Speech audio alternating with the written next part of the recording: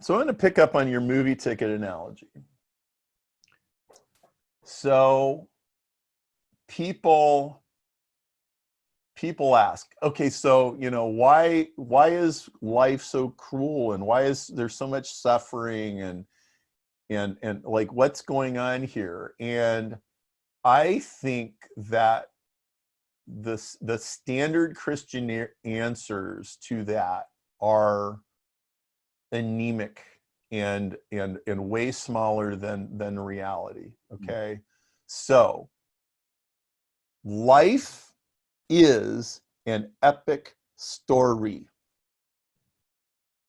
Okay, and so think Lord of the Rings, think Star Wars, think Les Miserables, think like any one of these epic story, or the Odyssey, or Beowulf, or or King Arthur. Okay, Yeah.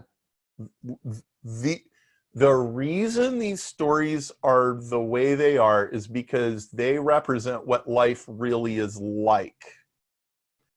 Okay, now the story most Christians, at least in the United States, seem to be in is sort of goes like this: the world was perfect and everything was absolutely great, and then Eve ate an apple, and now everything is spiraling down, down, down.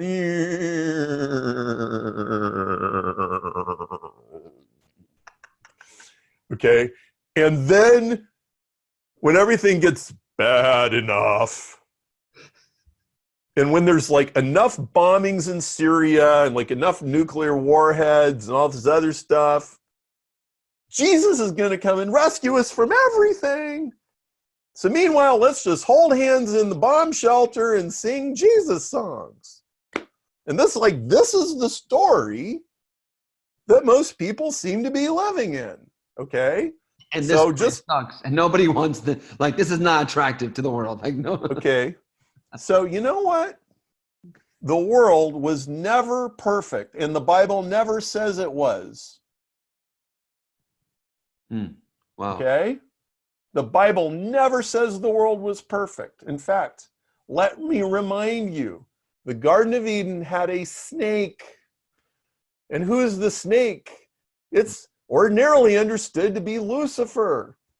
And Lucifer is way worse than any bacteria or any AIDS virus or any, okay? Wow. Conflict is baked into the equation from the word go. Okay? There was no perfect, okay? Which, I don't know, go read my Evolution 2.0 book if you want to go further down that rabbit hole. But just staying in the Bible. It wasn't perfect. It was very good. And the trap was poised to spring. The Bible is like Lord of the Rings. It's like Star Wars. It's like the Odyssey. It's all these stories. They all have like the same kind of rhythmic flow. Okay. Yeah, there was this good stuff in the beginning, but then there was a big disaster, and now, hey, Frodo, hey, Luke, right? Luke, I am your father, right? You got that stuff too, right? And it's like this whole, like, excruciating, crazy, uncertain, up and down, giant tarantulas trying to kill Frodo. This is how life is, okay? And being that it's a movie, like, there's all these positions that are available in the movie.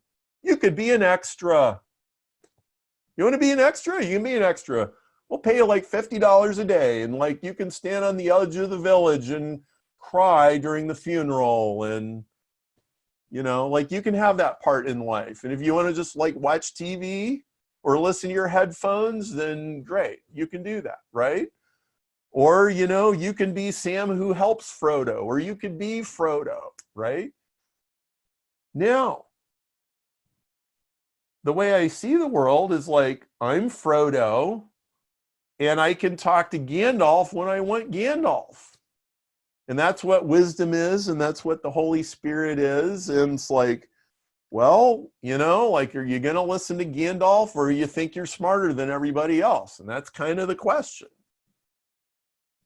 And so, you know, I don't know if this is really true or not, but I kind of live my life with the assumption that if I take on challenges and if I'm constantly putting myself on the firing line, then God doesn't have to smack me on the side of the head to get my attention, because he's already got it, because I'm already out of my comfort zone. Mm. And, you know, I remember John Eldredge, he wrote this fantastic book called Wild at Heart, and everybody should read that book. He made this great statement.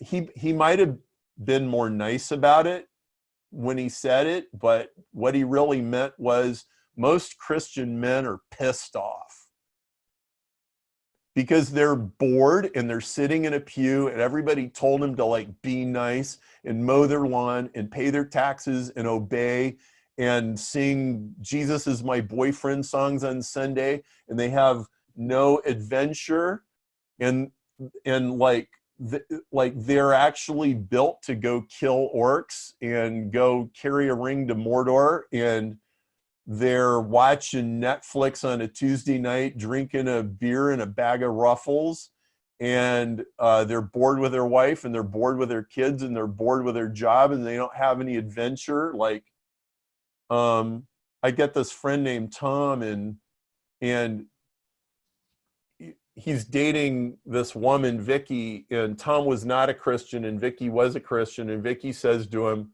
"So Tom, do you believe in hell?" And he goes, "Yes, and it starts early."